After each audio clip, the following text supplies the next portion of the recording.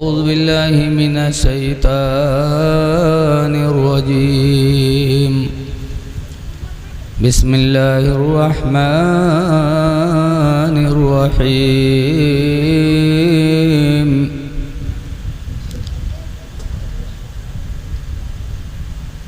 अलिफ लाम मीम। ज़ालिकल किताबु ला रैब फ़ीहि हुदल लिल मुत्तक़ीन।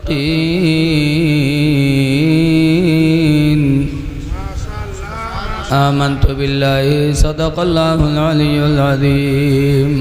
दरूद शरीफ पढ़िए। सल्लल्लाहु अला नबील उम्मी व अला आलिहि व अस्हाबिहि व बारिक व सल्लिम। सलातो व सलामन अलैका या सय्यदी या रसूल अल्लाह सल्लल्लाहु तआला अलैहि व सल्लम। हज़रात,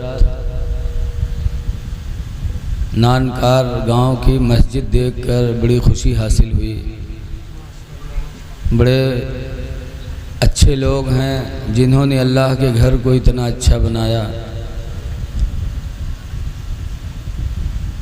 यकीनन ये मस्जिद आपके ईमान की गवाह है।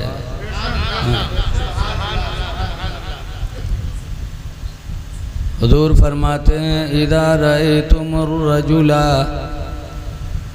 जब तुम ऐसे आदमी को देखो, यतआहदुल मस्जिदा, जो मस्जिद में आना जाना रखे, फशहदू लहू बिल ईमान, तो उसके ईमान के तुम लोग गवाह बन जाओ। यह आपके ईमान की आला निशानी है, लेकिन बनाने के साथ साथ इसको आबाद करना भी ज़रूरी है। आज का जलसा नबी करीम सल्लल्लाहु अलैहि वसल्लम की आमद के ताल्लुक़ से है। हुज़ूर के आने से पहले लोगों के दिलों की कैफियत क्या थी? सबकी यही पुकार थी कि काश कोई नबी रहमत आ जाता जो हमारे दिलों को सुकून दे देता। हज़रत इब्राहीम अलैहिस्सलाम की दुआ कबूल हुई। इब्राहीम अलैहिस्सलाम दुआ मांगा करते थे, रब्बना वबअस फ़ीहिम रसूला, अल्लाह लोगों में अपना रसूल भेज दे, आखिरी रसूल भेज दे। यतलू अलैहिम आयातिही, जो नबी आ करके तेरी आयतों की तिलावत लोगों पर करें, वयुज़क्कीहिम, और उनको साफ़ सुथरा बना दें। तो नबी आए हमको साफ़ सुथरा बनाने के लिए, हमारे दिलों को सुकून देने के लिए। आला हज़रत इमाम अहले सुन्नत रज़ियल्लाहु ताला अन्हु हुज़ूर के पैदाइश के ताल्लुक़ से फरमाते हैं, भीनी सुहानी सुबह में ठंडक जिगर की है। सुबह सुबह सरकार तशरीफ़ लाए तो जिगर को ठंडक मिली। भीनी सुहानी सुबह में ठंडक जिगर की है, भीनी सुहानी सुबह में ठंडक जिगर की है, और कलियाँ खिली दिलों की हवा ये किधर की है, कलियाँ खिली दिलों की हवा ये किधर की है। और जब नबी कदम रखे तो उस सरजमीन का मर्तबा कितना बुलंद हो गया। आला हज़रत फरमाते हैं, अल्लाहु अकबर अपने कदम और ये खाके पाक, अल्लाहु अकबर अपने कदम और ये खाके पाक, हसरत मलाइका को जहाँ वज़्र सर की है, हसरत मलाइका को जहाँ वज़्र सर की है। तो नबी आए तो हम लोगों के दिलों को सुकून मिला। अज़ीज़ गिरामी हज़रत हाफ़िज़ व क़ारी मोहम्मद शरीफ साहब क़िबला ने आप लोगों की दावत पर मुझे फ़ोन किया, मैं हाज़िर हुआ। साबिक़ प्रधान जनाब मोहम्मद शफ़ीक साहब और गांव के लोग जिनको मैं नहीं जानता, अल्लाह सबको इसकी बेहतर जज़ा अता फ़रमाए। कुरान की एक आयत मैंने पढ़ी है, अल्लाह फरमाता है अलिफ लाम मीम। इसका माना पता नहीं, अल्लाह जाने, अल्लाह का रसूल जाने। ज़ालिकल किताबु ला रैब फीह, यह कुरान है कि इसमें कोई शक नहीं, कोई शक नहीं इसमें, एक एक नुक्ता इसका सच है। हुदल लिल मुत्तकीन, ये कुरान हिदायत है परहेज़गारों के लिए। अब परहेज़गार कौन है? अल्लाह फरमाता अल्लज़ीना युमिनूना बिल गैब, परहेज़गार वो लोग हैं जो गैब पर ईमान ला चुके हैं। गैब क्या चीज़ है? मरने के बाद कब्र में हिसाब होना है, किसी ने देखा है? बोलो भाई, जो चीज़ देखी न गई हो, सुनी भी न गई हो, उसको क्या कहते हैं? गैब। जो गैब पर ईमान लाए, मरने के बाद कब्र में हिसाब होना किसी ने देखा नहीं, लेकिन हम सबका ईमान है। क़यामत आएगी, किसी ने देखा नहीं, लेकिन हम सबका ईमान है कि क़यामत आएगी। हम लोगों के अमाल का हिसाब होगा, देखा नहीं उस तराजू को, लेकिन हम सबका ईमान है कि अल्लाह क़यामत के दिन हम लोगों के ईमान को तराजू पर तौलेगा। सूरह रहमान में है वनज़उल मवाज़ीनल क़िस्त, हम इंसाफ का तराजू कायम करेंगे। देखा नहीं किसी ने, जन्नत देखी नहीं, दोज़ख देखा नहीं, लेकिन हम सबका ईमान है। खुदा को भी देखा नहीं, लेकिन हम सबका ईमान है कि खुदा एक है। तो गैब पर जिनका ईमान है वही परहेज़गार है। लिहाजा ईमान रखो कि मरने के बाद हिसाब होना है। लेकिन आज हम लोगों के दिल बहुत ढीठ हो गए। कब्र पर जाने के बाद भी हमें इसका एहसास नहीं होता। रसूलुल्लाह सल्लल्लाहु अलैहि वसल्लम के दामाद, डबल दामाद सरकार के, रुकैया सरकार की 4 लड़कियां थीं, ज़ैनब, रुकैया, उम्मे कुलसूम, फ़ातिमा। ज़ैनब की शादी हुजूर ने अम्र इब्नुल आस से किया, इस्लाम से पहले। और उसके बाद जब इस्लाम आया तो ज़ैनब ईमान ले आई, अम्र इब्नुल आस ईमान नहीं लाए। और ईमान भी नहीं लाए, रसूलुल्लाह के दुश्मन भी हो गए। सरकार ने फरमाया अम्र इब्नुल आस या तो ईमान ले आओ या मेरी बेटी ज़ैनब को तलाक दे दो। इसलिए कि बदमज़हब के निकाह में अपनी लड़की कैसे रह सकती है। कहा या तो ईमान ले आओ या तो तलाक दे दो। तो अम्र इब्नुल आस ने कहा न मैं तलाक दूंगा और न मैं ईमान लाऊंगा, और सरकार का जानी दुश्मन हो गया। एक जंग में लड़ने गए, गालिबन वो जंगे बद्र है, और वहाँ अम्र इब्नुल आस गिरफ्तार हो गए और गिरफ्तार होकर मदीना लाए गए। सरकार ने फरमाया फिदिया अदा करो, रिहाई लेना है। तो हज़रत ज़ैनब मक्का में थी, पता चला कि मदीने में मेरे शौहर गिरफ्तार हो गए और मेरे अब्बा फिदिया मांग रहे हैं। तो ज़ैनब की शादी में हुजूर ने सोने का हार दिया था, वो भी अपनी बीवी खदीजा के गले से उतार कर। खदीजा ने अपना बच्चियों से, माँ को बड़ा प्यार होता है, हार दिया था खदीजा ने ज़ैनब को। तो ज़ैनब ने वही हार मदीना भेज दिया अपने अब्बा के पास कि अब्बू मेरा हार ले लो, मेरे शौहर को रिहा कर दो। जब सरकार ने ज़ैनब का हार देखा तो रो पड़े, आंखों में आंसू आ गए, रोने लगे।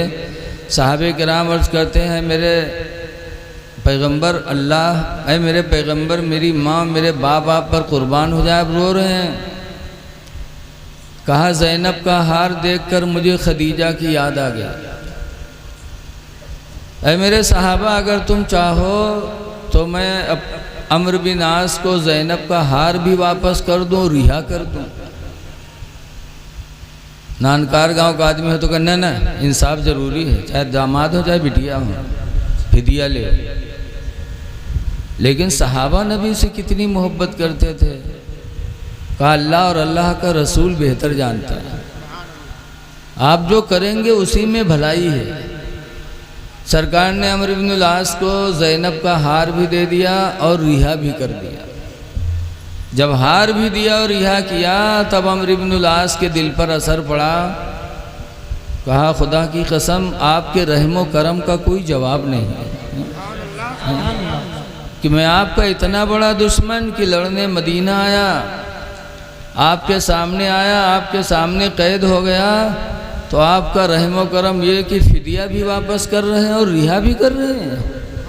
खुदा की कसम, आपका रहमो करम ये बता रहा है कि आपकी नबूवत भी सच्ची है, आपकी रिसालत भी सच्ची है। मैं कलमा पढ़ता हूँ, ला इलाहा इल्लल्लाह मुहम्मदुर रसूलुल्लाह सल्लल्लाहु अलैहि वसल्लम।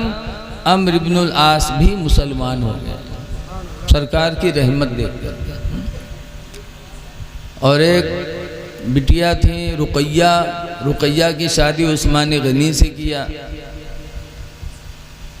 और रुकैया का इंतकाल हो गया जंगे बद्र से वापसी के टाइम पर। जिस दिन बद्र से लड़के मदीना मुजाहिदीन आ रहे थे, उसी दिन रुकैया दफनाई जा रही थी मदीने मुनव्वरा में।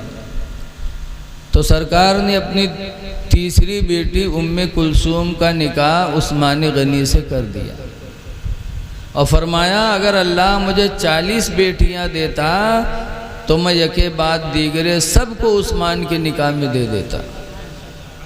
इतना उस्मान गनी मेरे नबी के नज़दीक महबूब थे। वो उस्मान गनी, एक चीज़ और सुन लो। एक दिन हुजूर सल्लल्लाहु अलैहि वसल्लम अपने घर में लेटे थे और तहबंद थोड़ा खिंचा हुआ था, पिंडलियाँ सरकार की खुली हुई थी, घुटना नहीं खुला हुआ था। आज तो सब जांघिया पहन के लेटा थे, चड्ढी पहन के लेटा थे। अरे हराम है इस तरीके से। हाँ, ये रान नाप से लेकर के घुटने तक मर्द का खुलना जायज़ नहीं है। बेहयाई भी है, बता, बिटिया जवान घर में है, बहन है, महतारी है, चड्ढी पहने टहरत है घर में, कितनी बड़ी बेहयाई है। हराम भी है और बेहयाई भी है। ऐ लोगो, इससे अपने आप को बचाओ। नहाओ भी तो चड्ढी पहन के मत नहाओ, जांगिया पहन के मत नहाओ कि तुम्हारा रान न खुले। हाँ, अगर गुस्ल खानम हो, बंद हो दरवाज़ा, कोई न देखा तो चाहे जस नहाओ, इस इजाज़त है इस्लाम में। बहरहाल सरकार की पिंडलियाँ खुली हुई थीं और हुजूर लेटे थे। हुजूर के चहीते दोस्त हज़रत अबू बकर मिलने के लिए गए तो हुजूर लेटे रहे, बातचीत होती रही। फिर दूसरे दोस्त हज़रत उमर फ़ारूक आज़म गए, जबकि ये दोनों ससुर भी हैं हुजूर के, दोस्त भी हैं, ससुर भी हैं। हज़रत अबू बकर की लड़की हज़रत आयशा रज़ियल्लाहु अन्हा हुजूर के निकाह में और हज़रत उमर की लड़की हज़रत हफ्सा हुजूर के निकाह में। तो दोनों ससुर भी गए मिलने, सरकार ऐसे लेटे रहे, बातचीत होती रही। थोड़ी देर बाद हजरत उस्मान गनी गए। जब हजरत उस्मान गनी गए मिलने के लिए तो अल्लाह के रसूल उठ के बैठ गए और दोनों पिंडलियों को तहबंद से छुपाने लगे। तो हुजूर की बीवी हजरत आयशा कहती हैं, अल्लाह के रसूल, मेरे अब्बा अबू बकर आए तो आप ऐसे लेटे रहे, हजरत उमर आए तो आप ऐसे लेटे रहे, और उस्मान आए तो आप उठ के बैठ गए, पिंडलियों को आपने छुपा लिया, क्यों? तो हुजूर फरमाते हैं, आयशा, मैं उस्मान से हया क्यों न करूं? उस्मान से तो जन्नत के फरिश्ते भी हया करते हैं। उस्मान से मैं हया क्यों न करूं? उस्मान से तो जन्नत के फरिश्ते भी हया करते हैं। ये दर्जा उस्मान का। लेकिन नए लोगों रवायतों में कि जब हजरत उस्मान गनी कब्रस्तान जाते और किसी कब्र को देखते तो इतना रोते कि रवायतों में तल्लत हो कि हजरत उस्मान गनी की दाढ़ी भीग जाती। लोगों ने जब रोते हुए देखा तो पूछा, तस्कुरुल जन्नत वाला तब के, ऐ उस्मान तुम जन्नत का बयान करते हो, रोते नहीं हो। व तस्कुरुन नारा वाला तब के, और जहन्नम का बयान करते हो, रोते नहीं हो। और कब्र को देखते हो तो रोने लगते हो, क्यों? तो उस्मान गनी कहते हैं, क्यों न रोऊं?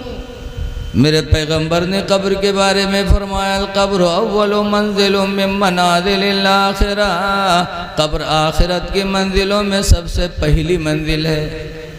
हुजूर ने फरमाया, अगर इंसान पहली मंजिल में कामयाब हो गया तो आखिरत की सारी मंजिलें उसके लिए कामयाब हो जाएंगी। इसलिए मैं कब्र को देखकर डरता हूँ कि खुदा जाने इस मंजिल में कामयाबी मुझे मिले कि न मिले। ये सहाबा के अंदर खौफ खुदा था कि इस कब्र में मुझे कामयाबी मिले कि न मिले। और आज हम कब्र के पास भी जाते हैं लेकिन हमको एहसास नहीं, बहुत दिल ढीठ हो गए। कहा थे जौन हुई देखा जी। जैसे एक बुढ़वा रहा है, बीमार भो के लड़का होगा घेरे, अब्बा ये बात अब्बा हुआ, तो बुढ़वा कहते भैया रे हम बच न पाई भाई, अब मर जाइए। तो लड़को कहीं तब अब्बा, तो बुढ़वा कहते भैया रे जो हम मर जाइए ना तो हमार कफन पुरान कपड़ा के दियो, नवा न दियो। लड़को कहीं अब्बा यूँ कहाँ हो सकत है कि तुम हमका पढ़ाए लिखाए, घर बनवाए, ज़मीन खरीदे, सब कुछ किए और मर जाइए तो हम लोग पुरान कपड़ा कफन में देवे। गाँव वाले कहा कहीं है अब्बा? तो बुढ़वा कहते गाँव वाले चक्कर में पड़ गए कि सारे हमका फंसाए दे हो रे तुम लोग। कहीं कहा है अब्बा? तो कहा तेरे पुरान कपड़ा में लपेट के रखो कब्र में, ताकि जब फरिश्ते सवाल करें यहीं देखिए कफन पुरान, तो कहे तो बहुत पहले मर चुका है, कहीं हिसाब होगा भाई छोड़ो। तो छोड़ छाड़ चले जाइए और नवा कफन में लपेट के रखियो, जुड़ते जुड़ जाइए कि न जुटी हैं रे। बताओ ऐसे बुढ़वा परे हैं दलाल कि ज़िंदगी भर तो दलाली करवे कि मरे के बाद कब्रों में सोचा था कि हो 420 के निकल जाए। है लोगों, कब्र के पास जाओ तो इबरत हासिल करो। आला हजरत इमाम अहले सुन्नत फरमाते हैं कि हाय गाफिल वो क्या जगह है जहाँ,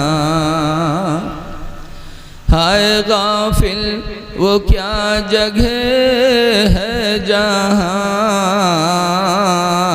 5 जाते हैं 4 फिरते हैं, 5 जाते हैं 4 फिरते हैं। तो गैब पर ईमान रखो, हिसाब होना है कब्र में, क़यामत आनी है, जन्नतो दोज़ख बरहक है, लिहाजा नेकियां कर लो। हदीस पाक में है कि क़यामत के दिन जब अल्लाह हिसाबो किताब ले लेगा, हिसाबो किताब के बाद जन्नती जन्नत की तरफ चलेंगे, जहन्नमी जहन्नम की तरफ चलेंगे। तो जहन्नम में जाने वाले मुड़ मुड़ के जन्नत में जाने वालों को देखेंगे कि देखें जन्नत में जाने वाला कोई ऐसा तो नहीं है जिसकी दुनिया में मैंने खिदमत की हो तो आज उससे हम बदला मांग लें। हुजूर फरमाते हैं जब एक जहन्नमी किसी जन्नती को पहचानेगा तो कहेगा अमा अरफ्तनी या फला, ऐ फला क्या तू मुझे नहीं पहचानता?